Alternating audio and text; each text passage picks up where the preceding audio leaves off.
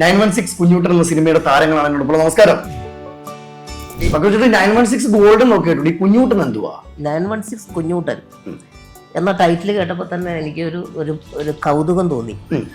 കാരണം സാധാരണ നമുക്ക് വരുന്ന ക്യാരക്ടറുകളിനകത്തൊക്കെ ചിലപ്പോൾ കുഞ്ഞൂട്ടൻ മാത്രമേ ഉണ്ടാവും. ഈ 916 കയറി മുന്നിൽ വന്നപ്പോഴാണ് ഈ കുഞ്ഞൂട്ടനോട് തിളക്കം വന്നത്.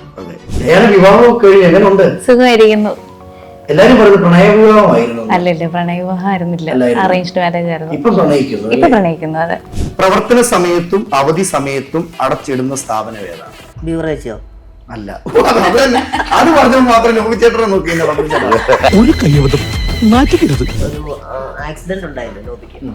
അത് കഴിഞ്ഞതിന് ശേഷമാണ് അച്ഛന് അത്യാവശ്യം മരുന്നിന്റെ ഒക്കെ ആയിരിക്കും അല്ലേ? മരുന്നിന്റെ ഒക്കെ ആയിരിക്കും. അത് മരുന്നാണ് നീ ഉദ്ദേശിച്ചത്. നമുക്ക് ആടുജീവിതം ഞാൻ ദൈവം ഇത് പെട്ടെന്ന് റിലീസായിരുന്നു കാണണമെന്ന് പറഞ്ഞു അങ്ങനെ കൊതിച്ചിരുന്നു. അങ്ങനെയായിരുന്നെങ്കിൽ പൃഥ്വിരാജിന്റെ കൂട്ടുകാരന്റെ ആ റോള് നീ കറക്റ്റായിരുന്നു. അങ്ങനെ നമുക്ക് ചെയ്യാൻ പറ്റില്ല. പക്ഷെ പടം ഇറങ്ങണമെങ്കിൽ 30 വർഷം എടുക്കും. എങ്ങനെ കുറയ്ക്കാനല്ലേ? നോബിച്ചേട്ടൻ ആദ്യത്തെ ദിവസം തന്നെ വന്നപ്പോ ഇവിടെ നിന്നാണ് അനുഗ്രഹം വാങ്ങിച്ച് തുടങ്ങിയത്. പിന്നൊന്നും ഇനി തിരിഞ്ഞു നോക്കണ്ട. വെറ്റിലയും വാക്കും വെച്ച് അനുഗ്രഹം തിരിഞ്ഞപ്പം വെറ്റിലെടുത്ത് തിന്ന് തല ഇറങ്ങി. എത്രാമത്തെ വിവാഹമാണ്? ഡയാനയുടെ കല്യാണം ഞാൻ അറിഞ്ഞില്ലായിരുന്നു. എന്റെ ഒറിജിനൽ വൈഫ് കൊണ്ടുവന്നിട്ട് ഇത് കൊണ്ടുവന്ന് കാണിച്ചിട്ട് പറഞ്ഞു, ഭാര്യയുടെ കല്യാണം കഴിക്കുന്നു. ഇപ്പൊ വിവാഹം കഴിച്ചു, അതല്ലാതെ ആദ്യരാത്രി അങ്ങനെ എന്തെങ്കിലും ഒക്കെ? അല്ല, ആദ്യരാത്രി തകർത്തിട്ടുണ്ടോ? അതും നീ കണ്ടിട്ട് പറയണം. ഒരുമിച്ച് അഭിനയിച്ച വ്യക്തിയാണ് പൃഥ്വി. ഇന്ന് ലോകം അറിയുന്ന സംവിധായകനായി പൃഥ്വിരാജ് മാറിയ സമയത്ത് എന്ത് തോന്നി? വലിയ അത്ഭുതമൊന്നും തോന്നില്ല. ഈ കാര്യങ്ങളെല്ലാം അദ്ദേഹം പറയുന്ന സമയത്ത് ഞാൻ അദ്ദേഹത്തോട് ചോദിച്ചു, എന്തെങ്കിലും സിനിമ ഡയറക്റ്റ് ചെയ്യാൻ താല്പര്യമുണ്ടോ എന്ന് ചോദിച്ചു. അന്നേരം അദ്ദേഹം പറഞ്ഞ മറുപടി എന്ന് പറഞ്ഞു കഴിഞ്ഞാൽ വല്ലാത്തൊരു മിസ്സിങ് തന്നെയാണ്. കാരണം അദ്ദേഹത്തിൻ്റെ പെർഫോമൻസുകളൊക്കെ നമ്മൾ കണ്ടിട്ട് രസിച്ച് എന്താ പറയുന്നത്, പുള്ളിയെ ഓഡിയൻസിനിടയിലിട്ട് ഇറങ്ങിയിട്ടൊരു വരവുണ്ട്. പാട്ട് പാടി ആ ജനത്തെ മുഴുവൻ ഇളക്കിയിട്ട്. പക്ഷെ മണിച്ചേട്ടൻ്റെ ഒരു പവർ എന്ന് പറയുന്നത്. എല്ലാവർക്കും നമസ്കാരം. ഞാൻ അജിം വർഗീസ്. സെല്ലിലൂടെ മറ്റൊരു എപ്പിസോഡിലേക്ക് ഏവർക്കും സ്വാഗതം. 916 കുഞ്ഞൂട്ടൻ എന്ന സിനിമയുടെ താരങ്ങളാണ് എന്നോട്. നമസ്കാരം. നോബിച്ചേട്ടൻ, പക്രുച്ചേട്ടൻ, ഡയാന, നീയ. ഒത്തിരി സന്തോഷം നോബിച്ചേട്ടാ, ഒത്തിരി സന്തോഷം. പക്രുച്ചേട്ടൻ എന്റെ ഏതൊരു ഇന്റർവ്യൂവിലും എന്നെ ഏറ്റവും കൂടുതൽ ഏറി കയറ്റുന്ന ആളാ. താഴെ ഇറങ്ങാൻ കുറച്ച് ലേറ്റ് ആയി. അതിലുപരി പക്രുച്ചേട്ടനാണെങ്കിൽ പോലും നമ്മൾ കുറെ ഒന്ന് ഇരിക്കാൻ ആഗ്രഹിച്ചു. ഞാൻ ഏറ്റവും കൂടുതൽ അവിടെ എനിക്കിരിക്കാൻ പറ്റി. ഏറ്റവും ഞങ്ങളുടെ ഇന്റർവ്യൂ സ്പെഷ്യൽ ആക്കുന്നത് മിലേനി ഓഡിയോസ് ഞങ്ങളുടെ ചാനലാണ്. നമ്മുടെ പാട്ടുമായിട്ട് നമുക്ക് ഏറ്റവും വലിയ ബന്ധമുണ്ട്. നോബിച്ചേട്ടൻ തുടങ്ങാം. അല്ല, ഞാൻ പറഞ്ഞത് ഇപ്പൊ ഓരോരുത്തരുടെ പേര് പറഞ്ഞപ്പോഴാണ് ഞാൻ ഈ സിനിമയായിട്ടുള്ള മാച്ച് 916 കുഞ്ഞൂട്ടൻ, നോബി, നിയാൻ, ഡയാന. പെട്ടെന്ന് 916ന്റെ വിശേഷങ്ങളുമായിട്ട് നമ്മളിപ്പോ നോബിച്ചേട്ടൻ, നിയാൻ, ഡയാന എന്നിട്ട് ഒരുന്നപ്പം ഒരു ചെറിയ മാച്ച് ഉണ്ടല്ലേ, അതിന്റെ താഴെ ഉണ്ടെന്ന് കുഞ്ഞൂട്ടൻ 916. അതൊരു ഒന്നൊന്നൊരു സാധനമായിട്ട് പെട്ടെന്ന് പറഞ്ഞപ്പോഴേ എല്ലാത്തിനും ഞാൻ അടിച്ചു. 916 ഗോൾഡൻ നോക്കിയിട്ടുണ്ട്. ഈ കുഞ്ഞൂട്ടൻ എന്തുവാ? കുഞ്ഞൂട്ടൻ ശരിക്കും പറഞ്ഞു കഴിഞ്ഞാൽ ഈ എന്താ പറയുക, ഒരു പ്യൂരിറ്റി ഉള്ള നല്ലൊരു മനുഷ്യൻ എന്നുള്ള ഉദ്ദേശമായിരിക്കും. അതെങ്ങനെയുള്ള ആളാണ് എന്നുള്ളത് അത് സിനിമ കാണുമ്പോഴേ നമുക്കത് അദ്ദേഹം അത്ര ഉണ്ടാവുള്ളൂ. പിന്നെ ഈ 916 കുഞ്ഞൂട്ടൻ എന്ന ടൈറ്റിൽ കേട്ടപ്പോൾ തന്നെ എനിക്ക് ഒരു കൗതുകം തോന്നി. കാരണം സാധാരണ നമുക്ക് വരുന്ന ക്യാരക്ടറുകളിനകത്തൊക്കെ ചിലപ്പോൾ കുഞ്ഞൂട്ടൻ മാത്രമേ ഉണ്ടാവുള്ളൂ. ഈ 916 കയറി മുന്നിൽ വന്നപ്പോഴാണ് ഈ കുഞ്ഞൂട്ടനോട് തിളക്കം വന്നത്, ഒരു പ്രത്യേകത വന്നത്. പെട്ടെന്ന് പേര് പറയുമ്പോൾ തന്നെ അത് കൊള്ളാലോ എന്ന് പറയുന്നത്. പിന്നെ ഇയാളുടെ ജീവിതമാണ് ഈ സിനിമ 916 കുഞ്ഞൂട്ടൻ. പല പല ഷെയ്ഡിലുള്ള ഒരു ക്യാരക്ടറാണ്. പിന്നെ ഈ പറഞ്ഞ പോലെ നമ്മളിപ്പോൾ എല്ലാ ഇന്റർവ്യൂവിലും ഇരുന്ന് പറയൂലേ, ഞാൻ ഇതുവരെ ചെയ്തതിൽ ഏറ്റവും മികച്ചത്, വ്യത്യസ്തമായ, അല്ലെങ്കിൽ പ്രധാന വേഷത്തിൽ വിരലുണ്ടാവുന്ന കുറച്ച് സിനിമകളോട്, ഒരു 10ഓളം സിനിമകൾ ഇതിനോടകം ചെയ്തതിൽ മാറ്റി നിർത്താവുന്ന ഒരു ക്യാരക്ടറാണ് കുഞ്ഞൂട്ടൻ്റെത്. ഇതിൻ്റെ സംവിധായകൻ ആര്യൻ വിജയാണ്. മോർസൺ ഡ്രാഗൺ എൻ്റർടൈൻമെൻ്റ് ആണ് ഈ സിനിമ പ്രൊഡ്യൂസ് ചെയ്യുന്നത്. പിന്നെ ഇതിൻ്റെ എടുത്തു പറയേണ്ടത് ഇതിൻ്റെ ക്രിയേറ്റീവ് ഡയറക്ടർ വിമൽ രാജ്, അതുപോലെ മ്യൂസിക്, അതിലേക്ക് വരുമ്പോഴാണ് നമ്മുടെ ചാനലിൻ്റെ ഒരു മിലേനിയം പുറത്തു കൊണ്ടുവരുന്നു. അതുപോലെ തന്നെ അതിൻ്റെ music director Anand Madhusudanan. Already തന്നെ നല്ലൊരു പാട്ട് ഇറങ്ങിയ പാട്ട് ഒരുപാട് ആൾക്കാർ ഏറ്റെടുത്തു എന്നുള്ളതാണ്. തീർച്ചയായിട്ടും. കാരണം അതൊരു നമുക്കൊരു വലിയൊരു പ്രിവിലേജാണ്. മിലേനിയത്തിലൂടെ എനിക്ക് തോന്നുന്നു എൻ്റെ സിനിമകളുടെ ഒക്കെ തന്നെ പല സിനിമകളും നല്ല നല്ല പാട്ടുകൾ ഉണ്ടായിട്ടുണ്ട്. അത്ഭുതദീപാണെങ്കിലും ബിഗ് ഫാദർ ആണെങ്കിലും അതിനകത്തുമൊക്കെ. അതുപോലെ എണ്ണം പറഞ്ഞ് എടുത്തു പറയാൻ പറ്റുന്ന ഒരു ക്യൂട്ടായിട്ടുള്ളൊരു പാട്ടാണ് ഇപ്പോൾ ഈ അടുത്ത് റിലീസ് ചെയ്തത്. ഇനി ഒരു പാട്ടുകൂടെ വരാനുണ്ട്. അതും അത്യാവശ്യം പ്രേക്ഷകർ ഏറ്റെടുക്കും എന്നുള്ളൊരു പ്രതീക്ഷയുണ്ട്. എനിക്ക് തോന്നുന്നു ഇത് ടെലികാസ്റ്റ് ചെയ്യുമ്പോൾ അത് വരും. അപ്പം അങ്ങനെ തന്നെ പറയാം. അതുപോലെ അടുത്ത പാട്ടും അതൊരു അടിപൊളി പാട്ടാണ്. അതും കൊച്ചു കുട്ടികളും ആബാലവൃത്തം ജനങ്ങളും ഏറ്റെടുത്തിരിക്കും. വലിയ സന്തോഷം ഉണ്ടാകുക. 916 പോലെ തിളങ്ങട്ടെ, ഞങ്ങൾ കാത്തിരിക്കുന്നു. ഡയാന വിവാഹം കഴിഞ്ഞ് എങ്ങനെ ഉണ്ട്? സുഖമായിരിക്കുന്നു. എല്ലാരും പറയുന്നത് പ്രണയ വിവാഹമായിരുന്നു. അല്ലല്ലേ, പ്രണയ വിവാഹം ആയിരുന്നില്ല, അറേഞ്ച്ഡ് മാരേജ് ആയിരുന്നു. ഇപ്പം പ്രണയിക്കുന്നു അല്ലേ? പ്രണയിക്കുന്നു, അതെ. ഓക്കെ, കഥാപാത്രം എന്തുവാ? കഥാപാത്രത്തിന്റെ പേര് കല്യാണത്തിൽ നിന്ന് പെട്ടെന്ന് മാറ്റി. ഓക്കെ, അപ്പോ വൈഷ്ണവി എന്നാണ് ക്യാരക്ടറിന്റെ പേര്. പക്രുചേട്ടന്റെ വൈഫായിട്ടാണ് ക്യാരക്ടർ വരുന്നത്. ഒരു സാധാരണ നാട്ടിൻപുറത്തുകാരി കുട്ടിയാണ്. കല്യാണം കഴിഞ്ഞ് ചേട്ടൻ്റെ ജീവിതത്തിലേക്ക് വരുന്നു. കുറേ വികാസങ്ങൾ സംഭവിക്കുന്നു, കുറേ കാര്യങ്ങൾ സംഭവിക്കുന്നു. അങ്ങനെയൊക്കെ പോകുന്ന ഒരു ക്യാരക്ടർ. രസമായിരുന്നു ഷൂട്ട്. ഒരുപാട് എക്സ്പീരിയൻസ് ഉള്ളൊരു നടൻ തന്നെയാണ് തീർച്ചയായിട്ടും പക്രുചേട്ടൻ. അപ്പൊ ഈ ഒരു സിനിമയിൽ അഭിനയിച്ച സമയത്ത് പക്രുചേട്ടൻ എന്തെങ്കിലും ഐഡിയാസ് പറഞ്ഞു തന്നു? പിന്നെ ഓരോ സീൻസ് വരുമ്പോഴത്തേക്കും അതെങ്ങനെ ഇംപ്രവൈസ് ചെയ്യണം, ഇന്ന കാര്യങ്ങൾ നമുക്ക് ആഡ് ചെയ്യാം, ഇങ്ങനെ ചെയ്യാം, ഇങ്ങനെ ഈ ഒരു ആക്ഷന് റിയാക്ഷൻസ് കൊടുത്താൽ നന്നായിരിക്കും, ഡയാന ഇങ്ങനെ ചെയ്താൽ നന്നായിരിക്കും, ഒക്കെ നല്ല മാർഗ്ഗനിർദ്ദേശങ്ങൾ തരുമായിരുന്നു ചേട്ടൻ. അതിനെ നേരെ തിരിച്ചാണ് അല്ല, ഞാൻ ഡയാനയോട് ചോദിക്കുന്നത്. അല്ല, ഇതില് ഒരു ഏറ്റവും പ്രധാനപ്പെട്ടെന്ന് പറഞ്ഞാൽ നമ്മുടെ കൂടെ അഭിനയിക്കുന്ന ഒരു നമ്മളുമായിട്ട് ഒരു എന്താ പറയുന്നത്, അതുണ്ടായാൽ തന്നെ പകുതി നമുക്ക് ഈസിയായി. കാരണം അങ്ങോട്ടും ഇങ്ങോട്ടും പറഞ്ഞ്, അപ്പോൾ ആ ഒരു കാര്യത്തിലൊക്കെ എനിക്ക് തോന്നുന്നത് വളരെ സപ്പോർട്ടീവായിട്ട് അങ്ങോട്ടും ഇങ്ങോട്ടും നമ്മൾ കാര്യങ്ങൾ പറയുകയും ഡയറക്ടർ പറഞ്ഞു കൊടുക്കുന്ന കാര്യങ്ങൾ വളരെ കാര്യമായിട്ട് കേട്ടിട്ട് അതിനെ നന്നാക്കാൻ വേണ്ടിയിട്ടൊക്കെ ഡയന അത്യാവശ്യം നന്നായിട്ട് ശ്രമിച്ചിട്ടുണ്ട്. ഇവർ രണ്ടുപേരും മികച്ചതാക്കിയിട്ടുണ്ട് ഇവരുടെ റോളുകൾ എന്നുള്ളതാണ്. ഇപ്പോൾ ഇതിനകത്ത് ഭാര്യയുടെ വേഷത്തിൽ വരുന്നതാണെങ്കിലും അതുപോലെ തന്നെ എൻ്റെ നായികയായിട്ട് നിൽക്കുന്ന, അതായത് എൻ്റെ ഒരു കമ്പനിയായിട്ട് നിൽക്കുന്ന ഒരു ക്യാരക്ടറാണ് നിയയുടെ ക്യാരക്ടർ. അപ്പോൾ ഈ തുല്യമായിട്ട് നിൽക്കുന്ന ഈ രണ്ട് ക്യാരക്ടേഴ്സും ഇവർ രണ്ടുപേരും വന്നപ്പോൾ അത് വളരെ ഡിഫറെൻ്റായി. അത് നമുക്ക് ആ റോള് പ്ലേ ചെയ്യാൻ എനിക്ക് കുറച്ചുകൂടി ഇവരുടെ ഒരു സാന്നിധ്യം നന്നായി എന്ന് എനിക്ക് തോന്നി. സഹായകരമായിട്ടുണ്ട്. നീയുടെ ക്യാരക്ടറോ? എൻ്റെ ക്യാരക്ടർ നെയിം മാളു എന്നാണ്. ചേട്ടൻ്റെ കൂടെ കുറേ കോമ്പിനേഷൻ സീനും പിന്നെ ഒരു സോങ്ങിലും, അതാണ് നമുക്കിപ്പോൾ റിലീസായത്. അതിൽ വന്നിട്ടുണ്ട്. അപ്പം ഈ സെയിം ഇത് തന്നെ എനിക്ക് പറയാനുള്ളത്. ചെറുപ്പം മുതലേ നമ്മൾ കേട്ടിട്ടുള്ള ആളുകളാണല്ലോ പക്രുചേട്ടൻ, ടിനിച്ചേട്ടൻ, ഇവരൊക്കെ നമ്മൾ കുറേ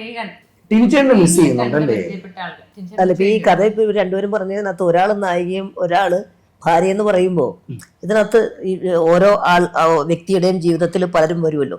ഇത് സുഹൃത്ത്, അതുപോലെ തന്നെ മറ്റൊരു സുഹൃത്തായിട്ട് വരുന്ന ഒരാളാണ് ടിനിയുടെ ക്യാരക്ടർ. അതുപോലെ ഈ സിനിമയിൽ ഒരുപാട് കഥാപാത്രങ്ങൾ വരുന്നെന്ന് പറയുന്നത് അവരെല്ലാം തന്നെ മികച്ച കലാകാരന്മാരാണ്, ആർട്ടിസ്റ്റുകളാണ്. എൻ്റെ അച്ഛനായിട്ട് വരുന്നത് കോട്ടയം രമേശാണ്. അതുപോലെ ചേട്ടൻ അത് ഷാജു ശ്രീധറാണ്. അങ്ങനെ ഒരു നല്ലൊരു താരനിര തന്നെയുണ്ട് ഈ സിനിമയിൽ. ഇനി ടിനിച്ചേട്ടൻ്റെ കഥാപാത്രം, ഓൾറെഡി നിങ്ങൾ സുഹൃത്തുക്കളാണ് അല്ലേ ജീവിതത്തില്. കഥാപാത്രത്തിലോട്ട് വരുമ്പോ ഇത് നീ ടിനിയുടെ അടുത്താണോ ചോദിച്ചത്? എൻ്റെ അടുത്താണ് ചോദിച്ചോണ്ട് നായൽ വന്നിട്ട് ഞാൻ തന്നെ പെട്ടെന്ന് ഇങ്ങനെ നോക്കി ടിനിയുടെ വന്നാണ്. എൻ്റെ ക്യാരക്ടറിന്റെ പേര് ഹരി. അത് എൻ്റെ ക്യാരക്ടർ പറയട്ടെ, ഹരി.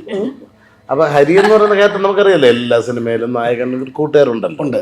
അങ്ങനെ 2-3 കൂട്ടുകാരുടെ ഒരു കൂട്ടുകാരനാണ് ഞാൻ. അപ്പം വീട്ടുകാർക്കറിയാവുന്ന, വീട്ടുകാരുമായിട്ട് സഹകരിക്കുന്ന ഒരു സുഹൃത്താണ്. പിന്നെ ടിനിയെണ്ണം വരുന്നുണ്ട്, നമ്മുടെ ബിനോയ് നമ്പാലയുണ്ട്, പിന്നെ പക്രുചേട്ടൻ്റെ അച്ഛനായിട്ട് കോട്ടയം രമേശ് ചേട്ടനാണ്. പുള്ളി നമ്മളൊരു സുഹൃത്തിനെ പോലെയാണ് പടത്തില്, അങ്ങനെ ഒരു സുഹൃത്തായിട്ട് നിൽക്കുന്നു. പിന്നെ നമ്മുടെ ഷിനോ ചേട്ടൻ ടിനിയെണ്ണൻ്റെ കൂടെയുള്ള ടീമിലാണ്. പിന്നെ അങ്ങനെ കുറെ പേര് നമ്മുടെ കൂട്ടുകുടുംബമാണ് സിനിമ കാണിക്കുന്നത്. രവിചേട്ടനുണ്ട്, ഷാജി ശ്രീധർ, വളരെ സീനിയർ ദിനേശ് പണിക്കർ ചേട്ടനുണ്ട്. ഒരു അഭിനേതാവ് എന്ന രീതിയിൽ നോബി ചേട്ടനെ എത്രമാത്രം പക്രുചേട്ടൻ കാണുന്നു? അല്ല അങ്ങനെ ഇപ്പം എങ്ങനെ കാണുന്നു എന്ന് ചോദിച്ചാൽ നല്ല വലിയൊരു അഭിനേതാവായിട്ട് ഞാൻ കാണുന്നുണ്ട്. അത് വേണം ഞാൻ പറയാൻ ഉത്തരം. കാരണം ഇപ്പം നോബി ചേട്ടൻ ഞാനിപ്പം സ്റ്റാർ മാജിക്കിൽ ഇപ്പം നമ്മൾ കോമഡി മാസ്റ്റേഴ്സിലൊക്കെ എപ്പോഴും കാണുന്ന ഒരാളാണ്. പക്ഷേ ഈ ക്യാരക്ടർ നോബി ചേട്ടൻ ഒരിക്കലും സ്ക്രീനിൻ്റെ അല്ലെങ്കിൽ ക്യാമറയുടെ മുന്നിൽ വന്നാൽ ഒരിക്കലും നമുക്ക് അവിടെ നോബി ചേട്ടനെ കാണാൻ പറ്റൂല. ആ ക്യാരക്ടർ തന്നെയാണ്. അതുകൊണ്ടാണ് ഞാൻ ഈ ക്യാരക്ടർ ചേട്ടാ വെറുതെ അല്ലേ ഇത് എഴുതി കൊടുക്കുമായിരുന്നു അതോ അല്ല ഒരിക്കലും നമ്മൾ എപ്പോഴും എല്ലാ സമയത്തും നമ്മൾ കൂടെ ഒരു 5-6 വർഷമായിട്ട് എപ്പോഴും ഇടപെടുന്ന എൻ്റെ കൂടെയുള്ള ഒരു കൊളീഗാണ് അദ്ദേഹം. അപ്പം ഈ ക്യാരക്ടറായി മാറുമ്പോഴത്തേക്ക് നോബി ചേട്ടൻ ഒരിക്കലും നോബി മാർക്കോസ് അല്ല, ആ ക്യാരക്ടർ തന്നെയാണ്. ഈ ക്യാരക്ടറിനെ വളരെ സട്ടിലായിട്ട് വളരെ നാച്ചുറൽ ആയിട്ട് അദ്ദേഹം അത് ഹാൻഡിൽ ചെയ്തിട്ടുണ്ട്. പിന്നെ എനിക്കത് ഭയങ്കരമായിട്ട് തോന്നി. ഹ്യൂമർ സീക്വൻസസ് ഒക്കെ ഉള്ളതിലേ ഈ വളരെ എന്താ പറയുന്നത് കൈയടക്കം എന്നൊക്കെ പറയില്ലേ. കാരണം ഒരു കാലത്ത് നമ്മൾ കുറേ സ്ലാപ്സ്റ്റിക് ആയിട്ടോ അല്ലെങ്കിൽ കുറച്ചുകൂടെ ഒക്കെ ഇളകി ചെയ്യുന്ന അല്ലെങ്കിൽ നമ്മൾ രൂപങ്ങളൊക്കെ വെച്ചിട്ട് അല്ല അതുപോലത്തെ ഒക്കെ സംഭവമായിരുന്നു. പക്ഷെ ഇതിനകത്ത് നോബി ഹ്യൂമർ ഉണ്ടെന്ന് പറഞ്ഞാലും ആ ക്യാരക്ടറിനകത്ത് നിന്നുകൊണ്ട് വളരെ മൈന്യൂട്ടായിട്ടുള്ള ചില കാര്യങ്ങളേ ഉള്ളൂ. അത് ഈ സിനിമ കാണുമ്പോൾ അത് അറിയാൻ പറ്റും. സംഭവം കൂടെ നിൽക്കുന്നതാണെങ്കിൽ ഇത് ഡയറക്ടറാണ് പക്രുചേട്ടനെ. ഇതിനകത്ത് പിന്നെ മെയിൻ ക്യാരക്ടർ ചെയ്യുന്നെങ്കിലും അദ്ദേഹം ഒരു ഡയറക്ടറാണ്. അതുകൊണ്ട് ശകലമൊക്കെ വന്നാലും വലിച്ചു താഴോട്ട് ഒരു മിനിമം പരുവത്തിന് ഡയറക്ടറായിട്ട് നമുക്ക് സിനിമയിൽ അഭിനയിക്കാൻ പറ്റും. നമ്മൾ ഡയറക്ടർ എന്ത് പറയുന്നു, ആ സിനിമ എന്ത് ഡിമാൻഡ് ചെയ്യുന്നു, അങ്ങനെ തന്നെ. അല്ല ഞാൻ പറഞ്ഞതെന്ന് വെച്ചാൽ നമ്മുടെ ഈ ഒരു ഫ്രണ്ട്ഷിപ്പിൻ്റെ ആ ഒരു എന്താ പറയുന്നത് ഒരു കൂട്ട ആൾക്കാർ കൂടുമ്പോൾ ഉണ്ടാകുന്ന നല്ല ഔട്ട്പുട്ട് ഉണ്ടല്ലോ. എനിക്ക് തോന്നുന്നു അത് ഇതിൽ തീർച്ചയായിട്ടും എവിടേക്കോ അത് വർക്ക്ഔട്ട് ആയിട്ടുണ്ട്. ശരിക്കും നോബി ചേട്ടൻ ഇപ്പം പറയുന്ന സമയത്താണെങ്കിൽ പോലും ഒരുപാട് ചിരിപ്പിക്കുകയും ചിന്തിപ്പിക്കുകയും കരയിപ്പിക്കുകയും ചെയ്ത ഒരുപാട് കഥാപാത്രങ്ങൾ നമ്മൾ കണ്ടിട്ടുണ്ട്.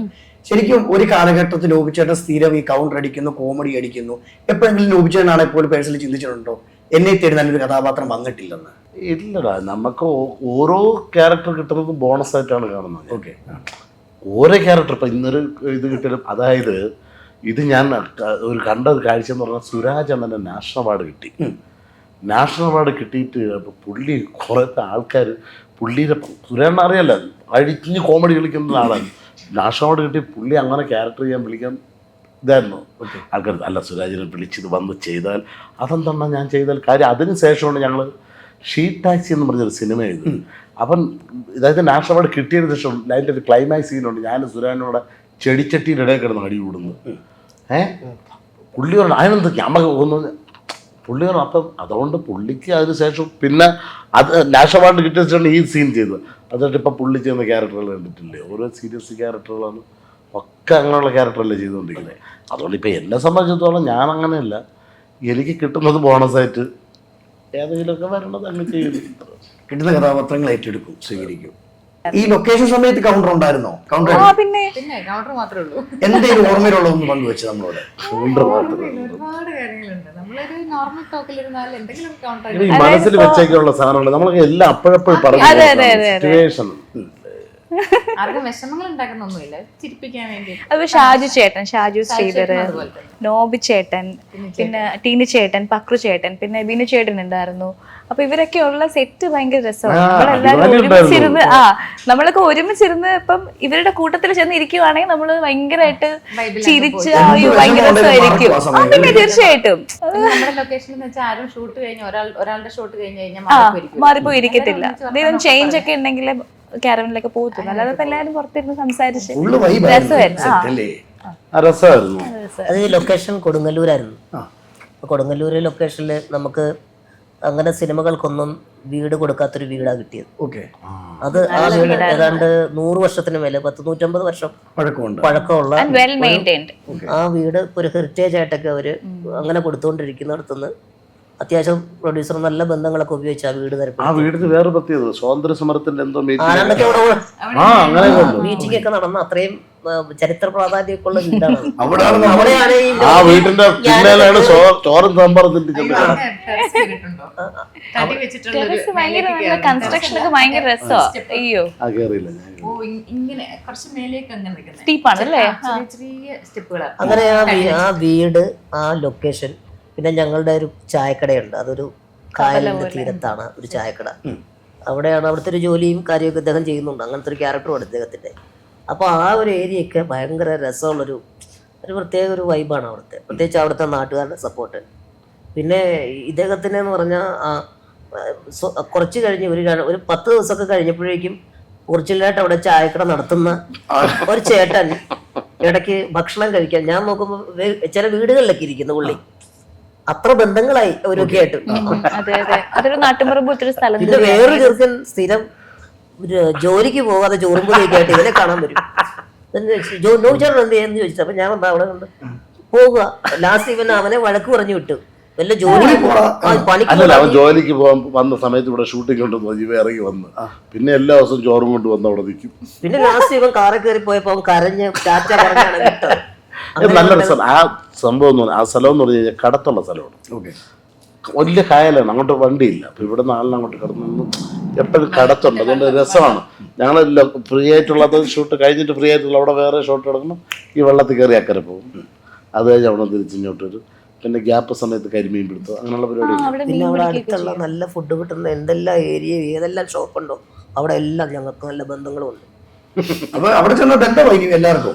പിന്നെ വേറെ കാര്യം എന്താണെന്നറിയോ, ഈ സിനിമയിലെ ആ സ്ഥലത്തിന് ആ കടവിനിട്ടിരിക്കുന്ന പേര് പുഞ്ചിരിക്കടവെന്ന. ഇപ്പൊ ആ ആൾക്കാരെ ഇപ്പൊ അതാക്കി അവിടുത്തെ സ്ഥലത്തിന്റെ പേര് പുഞ്ചിരിക്കടവെന്നാക്കി. ആ ബോർഡ് മാറ്റിയില്ലേ? ബോർഡ്, അതായത് ഇപ്പൊ ഈ പടത്തിന്റെ നമ്മുടെ പാട്ടിറങ്ങിയപ്പോ ആ പാട്ടിനടിയിൽ കമന്റ് ചെയ്തിരിക്കുന്നു ആ സ്ഥലത്തിന് വേറൊരു പേരായിരുന്നു. ആ പേര് ഞാൻ ഓർക്കുന്നില്ല. പക്ഷെ ഇപ്പോ അവിടെ അറിയപ്പെടുന്ന പുഞ്ചിരിക്കടവെന്നാണ്. അത്രയും ആ ആളുകൾ ഏറ്റെടുത്തു നമ്മളെ. ടാസ്കിലോട്ട് പോയിട്ടോ. ഇതിന് ഉത്തരം നിങ്ങൾ പറഞ്ഞു. ക്യാഷ് പ്രൈസ് ഉണ്ട്, ഗൂഗിൾ പേ എല്ലാവർക്കും ഉണ്ടല്ലോ. ഉണ്ട്. അപ്പം ഫസ്റ്റ് ചോദ്യമേ, ഏറ്റവും കൂടുതൽ അമ്മമാരുള്ള സ്ഥലം ഏതാണ്? കുസൃതി ചോദ്യമാണോ ഭയങ്കര സീരിയസ് ആയിട്ടുള്ളത്? കുസൃതി ചോദ്യമാണ്. ഏറ്റവും കൂടുതൽ അമ്മമാരുള്ള സ്ഥലം മദർലാൻഡോ? സ്ഥലമില്ല, ഞാൻ പറയാം. അമ്മമാരുള്ള സ്ഥലം. ഏറ്റവും കൂടുതൽ അമ്മമാരുള്ള ഒരു സ്ഥലം ഏതാണ്? കേരളത്തിലാണോ? ക്ലൂ എന്നാ ഞാൻ ഉത്തരം കൂടെ അങ്ങ് പറയാം. ഒരു ക്ലൂ താ.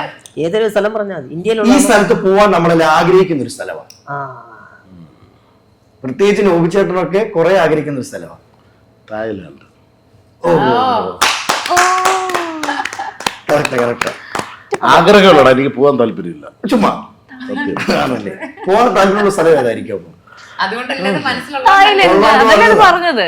ആദ്യം പറയില്ലേ ഏതാണ്? തായ്ലൻഡ്. അങ്ങനല്ല, നോബിച്ചേട്ടൻ അങ്ങനെ ഒരു ക്ലൂ വന്നപ്പം അവന്റെ ഉള്ളിലാണ് കണ്ടത് എനിക്ക് തായ്ലൻഡിൽ പോകാൻ ആഗ്രഹമുണ്ട്.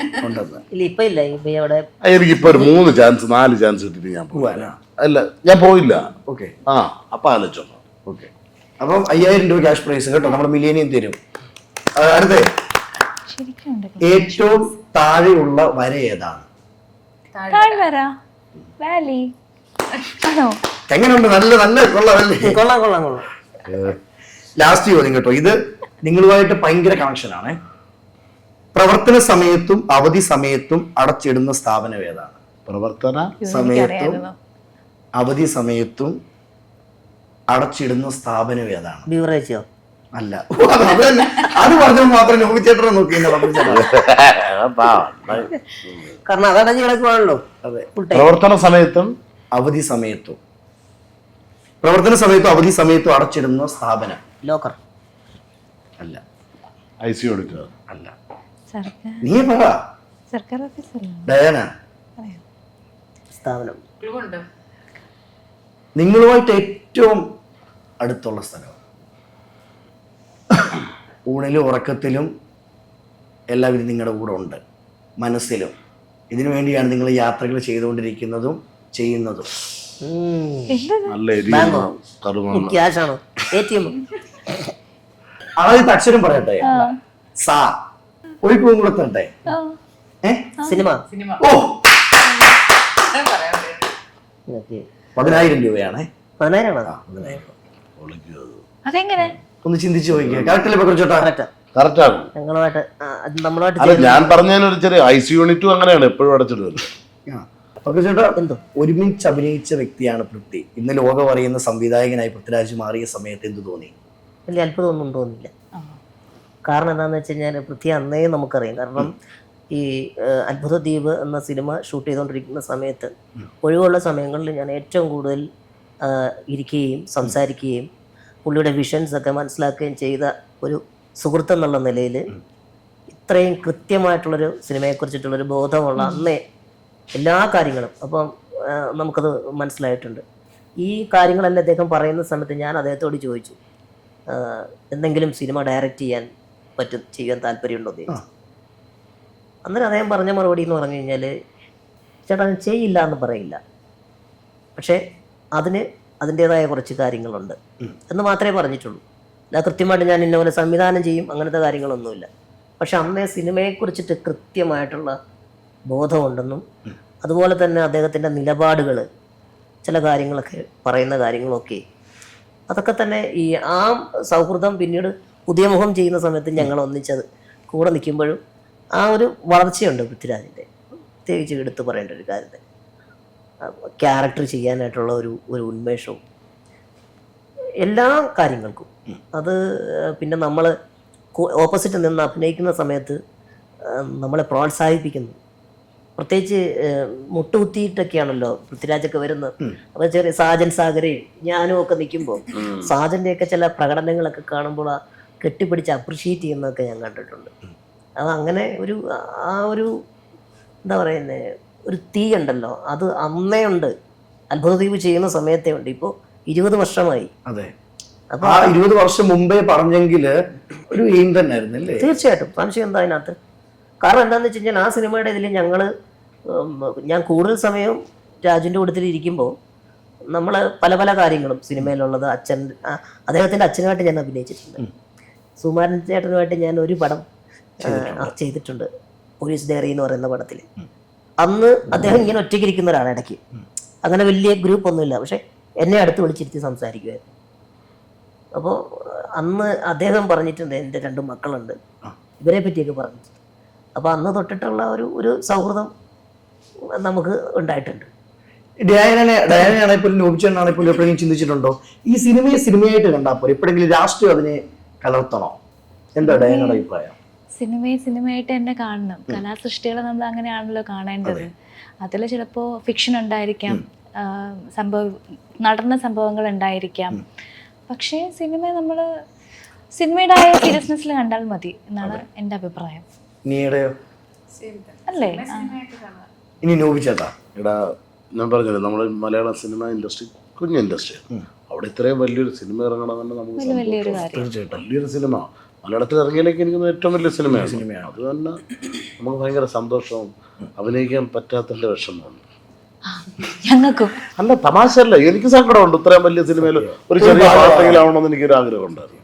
നമ്മൾ ചാൻസ് ചോദിച്ചിട്ടില്ല, നമ്മളെ വിളിച്ചിട്ടില്ല. എന്നാലും ആ സിനിമ കണ്ടുകൊണ്ടിരുന്നപ്പോൾ ഞാൻ ആലോചിച്ചു, അതിനകത്തൊരു ചെറിയ ക്യാരക്ടർ. കാര്യം ഇത്രയും മലയാളികൾ ആഗ്രഹിച്ച് നോക്കിക്കൊണ്ടൊരു സിനിമയായിരുന്നു. ആ റിലീസിന് വേണ്ടി ആൾക്കാർ അത്രയും കാത്തിരുന്നു, കൊതിയോടെ കാത്തിരുന്നു. എമ്പുരാൻ അതും ഒരു സിനിമ ഇറങ്ങുന്നതിന് മുമ്പ് ഇത്രയും ആൾക്കാർ കാത്തിരുന്ന ഒരു പടം വേറെ ഉണ്ടോ എന്ന് ചോദിച്ചാൽ അത്ഭുതമാണ് അല്ലേ? അപ്പൊ ഞങ്ങളിരുന്ന് കമ്പം തോന്നറിയോ എമ്പുരാൻ 3 നോബി മാർക്കോസ് അതെ, വിളിച്ചാൽ പോകും. തീർച്ചയായിട്ടും ഞങ്ങളുടെ പേരും കൂടെ ചേർക്കണം, വിളിച്ചാൽ പോകും. അതെ. അല്ല, എനിക്ക് ചില സിനിമകൾ ഇറങ്ങുമ്പോൾ ഭയങ്കര കൊതി.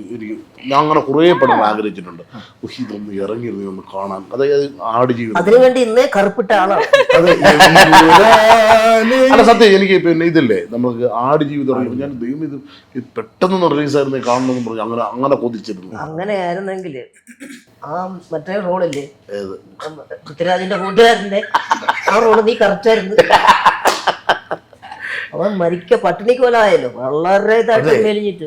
അങ്ങനെ നിങ്ങൾക്ക് ചെയ്യാൻ പറ്റില്ലേ? പിന്നെ അങ്ങനെ ഒരു ടാസ്ക് തന്നെ ചെയ്യാൻ പറ്റാത്തൊന്നും ചെയ്യൂല്ലേ? പിന്നെ പക്ഷെ പടം ഇറങ്ങണമെങ്കിൽ 30 വർഷം എങ്ങനെ കുറയ്ക്കാനല്ലേ? അല്ല, എനിക്കതൊക്കെ കൊതിയാണ്. ആ സിനിമ ഇറങ്ങണവരെ കാത്തിരുന്നു ഫസ്റ്റ് ഷോ കയറി കാണണം എന്നൊക്കെ ഭയങ്കര ഇതായിരുന്നു. എല്ലാം സന്തോഷമായിട്ട് മുന്നിൽ വരട്ടെ ഒരുപാട് പടങ്ങള്. അപ്പോൾ ചേട്ടാ, ഏറ്റവും അടുത്തൊരു സുഹൃത്താണ്, മലയാളികൾ മറക്കാത്ത ഇന്നും മനസ്സിൽ ജീവിക്കുന്ന മണിച്ചേട്ടനെ പറ്റിയിട്ടുള്ള ചോദ്യങ്ങൾ ഒരുപാട്, അതിന് മറുപടികൾ പറഞ്ഞിട്ടുണ്ട്. പക്ഷേ എനിക്ക് തോന്നുന്നത് മലയാളികൾ ദിവസത്തിൽ അല്ലെങ്കിൽ ഈ പറഞ്ഞ പോലെ തന്നെ ഏതെങ്കിലും ഒരു ദിവസം ഏതെങ്കിലും തരത്തിൽ ഇദ്ദേഹത്തിൻ്റെ എന്തെങ്കിലും ഒരു വാർത്തയോ ഒരു പേരോ കേൾക്കാത്തൊരു ദിവസം ഉണ്ടോ?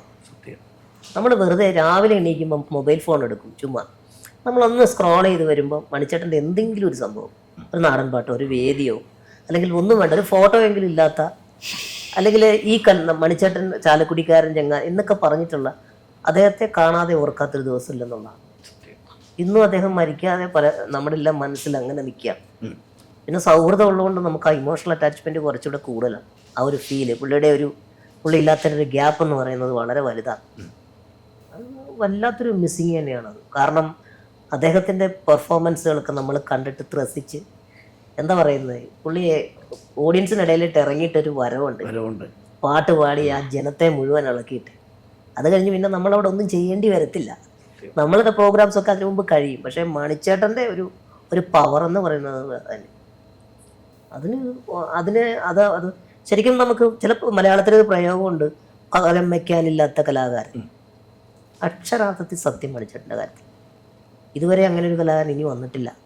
ഇനി വരുമോ എന്ന് ചോദിച്ചാൽ അതൊന്നും പറയാൻ പറ്റും. ഒരു ഫോട്ടോ കാണിക്കാം. നിങ്ങൾ ഈ ഫോട്ടോ കണ്ട് ആരാണെന്ന് പറയണേ. ഇതിപ്പോ വൈറലായി ഓടിക്കൊണ്ടിരിക്കും. ഈ ഫോട്ടോയെ പറ്റി പറയാനുള്ളതേ, ആദ്യമായിട്ട് ഞാൻ സ്റ്റേജിൽ കയറി പെർഫോം ചെയ്തിട്ട് ആ സ്കൂളിൽ നിന്ന് എനിക്ക് ആദ്യം കിട്ടുന്ന സമ്മാനമാണത്. എന്നുവെച്ചാൽ ഒരു പ്രസന്റേഷൻ, ആ പെർഫോമൻസിന് കിട്ടുന്നതാണ് ആ നിലവിളക്ക്. അത് മിനിമം ഇപ്പോൾ എത്ര വർഷമായിട്ടുണ്ടാവും എന്ന് അറിയാൻ പറ്റുമല്ലോ. അതെ, അത് ഇന്നും എൻ്റെ കയ്യിൽ ഉണ്ടെന്നുള്ളതാണ്. അതുപോലെ തന്നെ എൻ്റെ കയ്യിൽ ഇരിപ്പുണ്ട്. ആദ്യമായിട്ട് സ്കൂളിൽ നിന്ന് സമ്മാനം കിട്ടിയ 4ാം ക്ലാസ്സിൽ പഠിക്കും. എനിക്കൊരു LKG ഒരു റെസിറ്റേഷൻ ആണെന്ന് തോന്നുന്നു, അല്ല ആക്ഷൻ സോങ്ങിന് പ്ലേറ്റ്. ആ പ്ലേറ്റ് ഇപ്പോഴും കയ്യിലുണ്ടോ? ഉണ്ട്. എന്ത് ക്ലാസ്? അതുണ്ടോ കയ്യിൽ ഇപ്പോഴും? എനിക്ക് കിട്ടിയിട്ടുണ്ട് ചായ ക്ലാസ് ഇല്ല, ഇപ്പോഴത്തെ അടിയിൽ വരെയുള്ള ചായ ക്ലാസ്. എനിക്ക് കിട്ടിയ ഐറ്റത്തിന്റെ പേര് പറഞ്ഞാൽ നിങ്ങൾ ഞെട്ടും. Long jump. അപ്പൊ ഇനി നമുക്ക് പക്രുച്ചേട്ടൻ ഒരാളെ സ്വാഗതം ചെയ്താലോ? പക്രുച്ചേട്ടൻ തന്നെ വിളിച്ചു. അല്ല, ഇതില് ഒരു നല്ല വേഷം ചെയ്യുന്ന രാകേഷ് സുബ്രഹ്മണ്യം, അദ്ദേഹം ഈ പറഞ്ഞ പോലെ തന്നെ ഈ പടത്തിനകത്ത് വളരെ പ്രധാനപ്പെട്ട ഒരു നല്ലൊരു വേഷം ചെയ്യുന്ന ആളാണ്. രാകേഷ് ബ്രോ നമസ്കാരം. നമസ്കാരം. ഇതിൽ വില്ലനാണോ? ഈ ചോദ്യം പോസ്റ്റർ കണ്ടിട്ടാണോ? അതെ, പോസ്റ്റർ കണ്ടിട്ട്. ആ ഒരു കൗതുകം വേണം. വില്ലനാവാം, വില്ലനാവാണ്ടിരിക്കാം. സിനിമ കാണണം. ആദ്യ പടവാ പക്രുച്ചേട്ടാ, എങ്ങനെയുണ്ട്? ആദ്യ പടം എന്നുള്ള രീതിയിൽ നോക്കുമ്പോൾ ഗംഭീരമായിട്ട് ചെയ്തിട്ടുണ്ട്. കാരണം നമ്മളന്ന് ആ ആദ്യ പടം എന്നൊക്കെ പറയുമ്പോൾ നമുക്കിപ്പോഴും ഒരു അയ്യോ അങ്ങനെയല്ലല്ലോ. പക്ഷെ അങ്ങനെ നോക്കുമ്പോൾ രാകേഷ് അത്യാവശ്യം നല്ലൊരു മുന്നൊരുക്കത്തോടു കൂടി വന്ന ഒരായിട്ട് എനിക്ക് തോന്നിയിരിക്കുന്നു. അത്യാവശ്യം നല്ല കുഴപ്പമില്ലാത്ത തരത്തിൽ, അങ്ങനെ തെറ്റ് പറയാത്ത തരത്തിലുള്ള ഒരു വലിയ ഒരു പ്രകടനം അദ്ദേഹം കാഴ്ചവെച്ചിട്ടുണ്ടെന്നുള്ളതാണ് എൻ്റെ ഒരു വിശ്വാസം. ഈ ആദ്യ പടം ചെയ്ത സമയത്ത് എന്തൊക്കെ ഫീൽ ചെയ്തു? പേടി ഫീൽ ചെയ്തു ഫസ്റ്റ് തന്നെ. കാരണം ഓപ്പോസിറ്റ് നോബിച്ചേട്ടനൊക്കെ ആണല്ലോ. നോബിച്ചേട്ടൻ ആദ്യത്തെ ദിവസം തന്നെ വന്നപ്പോൾ ഇവിടെ നിന്നാണ് അനുഗ്രഹം വാങ്ങിച്ച് തുടങ്ങിയത്. പിന്നെ ഒന്നും ഇനി തിരിഞ്ഞു നോക്കണ്ട അല്ലേ പക്രുച്ചേട്ടാ? ഇനി ഒറ്റ കേറ്റവാ. വെറ്റിലയും വാക്കും വെച്ച് അനുഗ്രഹം വെച്ചിട്ട് തിരിഞ്ഞപ്പം വെറ്റിലെടുത്ത് തിന്ന് തല ഇറങ്ങി.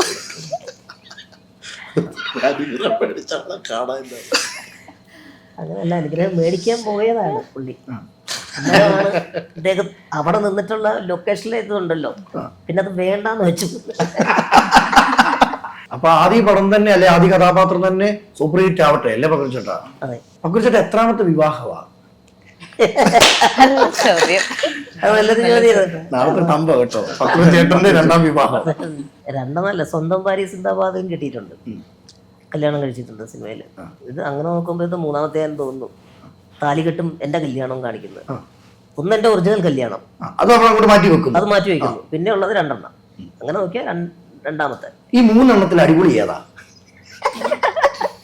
3 അടിപൊളി ഇപ്പൊ വീട്ടിലിരിക്കുന്ന തന്നെ. അത് തന്നെ. കാരണം ഇത് കഴിഞ്ഞ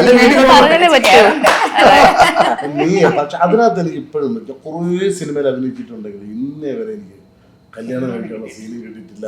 സ്വന്തം ജീവിതത്തിലും കല്യാണം കഴിക്കാൻ പറ്റില്ല. ശരിയാണ്. അതുകൊണ്ട് കല്യാണം അല്ലായിരുന്നു. അതുകൊണ്ട് കാണുന്ന ഡയറക്ടർ അടുത്ത സിനിമയിൽ തന്ന്. അതെ, പക്രുച്ചേട്ടന്റെ ഭാര്യയായിട്ട് അഭിനയിച്ചപ്പോ എന്തോ തോന്നി? അയ്യോ, ഭയങ്കര സന്തോഷം തോന്നി. എനിക്ക് അല്ലെങ്കിൽ ഇങ്ങനെ വൈഫ് ക്യാരക്ടേഴ്സ് ഒക്കെ ഭയങ്കര ഇഷ്ടമാണ്. എന്റെ സ്വന്തം കല്യാണത്തിന് തൊട്ട് മുന്നേ ആയിരുന്നു നമ്മുടെ കല്യാണ സോങ് ഒക്കെ എടുത്തിരുന്നത്. അപ്പം ഫുൾ ഓൺ ഒരു കല്യാണ മൂഡിലുള്ള ഒരു പാട്ടായിരുന്നു. താലി കിട്ടും, അതിന് വേണ്ടിയുള്ള പ്രിപ്പറേഷനും പാട്ടും ബഹളവും ഒക്കെ ആയിട്ട് ഭയങ്കര അടിപൊളിയായിരുന്നു. ഡയാനയുടെ കല്യാണം ഞാൻ അറിഞ്ഞില്ലായിരുന്നു. അല്ല, ആരും അറിഞ്ഞില്ല. ഒരു സുപ്രഭാതത്തില് പെട്ടെന്ന് എൻ്റെ ഒറിജിനൽ വൈഫ് കൊണ്ടുവന്നിട്ട് ഇത് കൊണ്ടുവന്ന് കാണിച്ചിട്ട് പറഞ്ഞു ഭാര്യയുടെ കല്യാണം കഴിക്കുന്നു. തകർന്നു പോയി. അത് കാണേണ്ടി വന്ന, അല്ലെങ്കിൽ ആ ഒരു നിമിഷം കടന്നു പോകേണ്ടി വന്ന ഹതഭാഗ്യനായ ഒരു ഭർത്താവാണ് ഞാൻ. എന്നിട്ട് കരഞ്ഞോണ്ട് എന്നെ വിളിച്ചു, നിന്നെ വിളിച്ചു. അല്ലെങ്കിൽ പക്രുചേട്ടന്റെ കോസ്റ്റ്യൂം ആണെങ്കിലും Yes, അത് ചോദിക്കട്ടോ. അത് മറ്റാളുകളിൽ നിന്ന് മാറ്റി നിർത്തും കേട്ടോ. അത് പണ്ട് മുതലൊക്കെ കോസ്റ്റ്യൂം ഒരു ഹരമായിരുന്നു. കോസ്റ്റ്യൂം നീ ആ പെട്ടി തട്ടി വെക്കാണ്. ഒരു 500 ഷർട്ട് ഇപ്പം വന്ന് വീട് തമാശല്ലെന്ന്. അത് ഒന്നാമത് കുറച്ച് തുണി മതി, പിന്നെ കൈകാര്യം ചെയ്യാൻ എളുപ്പം. പിന്നെ ഇതെന്നൊക്കെ പറഞ്ഞു കഴിഞ്ഞാല് മാസം വയറ് വലുതായി പറ്റത്തില്ല. നമ്മുടെ വ്യത്യാസമൊന്നുമില്ല. ആ ഷർട്ടുകൾ നല്ല നല്ല ഷർട്ടുകൾ ഇവിടെ ഞാന് നമ്മുടെ ലൊക്കേഷനിൽ പക്രചന്റെ കോസ്റ്റ്യൂം കൊണ്ടുവന്നു. ഏതിടാന്ന് ഇങ്ങനെ കൊണ്ടുവന്നു, ഇങ്ങനെ കൊണ്ടുവന്നു, ഇങ്ങനെ നോക്കുന്നു, ഇങ്ങനെ നോക്കി. അല്ല, സിനിമയിലെ കോസ്റ്റ്യൂം തന്നിരിക്കുന്ന ലണ്ടൻ ക്ലാസിക് കേട്ടോ. അത് പറയണം, അത് കേട്ടസി ആയിട്ട് നമുക്ക് അത് വലിയ താങ്ക്സ് ഉണ്ട്. കാരണം എൻ്റെ അളവ് അത് അവർക്ക് തന്നെ അവർ തന്നെ ചെയ്തു കൊണ്ടുവന്ന ഷർട്ടുകളൊക്കെയാണ് ഉപയോഗിച്ചിട്ടുള്ളത്. അപ്പോൾ അതൊരു വലിയൊരു അങ്ങനെയൊക്കെയുള്ള കുറേ കാര്യങ്ങൾ എനിക്ക് നടക്കുന്നുണ്ട്. പിന്നെ എന്താണെന്ന് വെച്ച് കഴിഞ്ഞാൽ എനിക്ക് പെട്ടെന്ന് വന്നിട്ട് ഇപ്പോൾ റെഡിമെയ്ഡ് പോയിട്ടൊരു കോസ്റ്റ്യൂം എടുത്തു കഴിഞ്ഞ് കഴിഞ്ഞാൽ ചിലപ്പോൾ അതിനകത്ത് മിക്കി മൗസ് കൊണ്ടുള്ള അത് ഇട്ടോട് കഴിഞ്ഞ് എൻ്റെ കംപ്ലീറ്റും കയ്യിൽ നിന്ന് പോകും. അത് കാരണം പിന്നെ ഏതെങ്കിലും നഴ്സറി പാട്ടിന്റെ സോങ്ങും കൂടി ഇട്ടാൽ തീർന്നു. അപ്പൊ അതുകൊണ്ട് അതില്ല. ഇനി ഏത് ക്യാരക്ടർ ചെയ്യാൻ ആഗ്രഹമുണ്ട് പക്രുചേട്ടൻ? ഇപ്പൊ വിവാഹം കഴിച്ചു, അതല്ലാതെ ആദ്യരാത്രി അങ്ങനെ എന്തെങ്കിലും ഒക്കെ? അല്ല, ആദ്യരാത്രി ഉണ്ട്. ഒരുപാട് കാര്യങ്ങൾ ഞങ്ങളെ സർപ്രൈസ് ആയിട്ട് അടക്കി വെച്ചിരിക്കുന്ന പല പല കാര്യങ്ങളും ഈ സിനിമയിലുണ്ട്. അത് തിയേറ്ററിൽ തന്നെ പോയി കാണണം. തകർത്തിട്ടുണ്ടോ? അത് നീ കണ്ടിട്ട് പറയണം, നമ്മളല്ലല്ലോ പറയണ്ടേ. അതെ, നീയല്ലേ കണ്ടത്. ഞാൻ കണ്ടിട്ട് എന്താണെന്നും വിളിക്കും. അപ്പം സിനിമ നല്ലൊരു വിജയമായി മാറട്ടെ. എല്ലാവിധ ആശംസകളും നേർന്നുകൊണ്ട് താങ്ക് യു.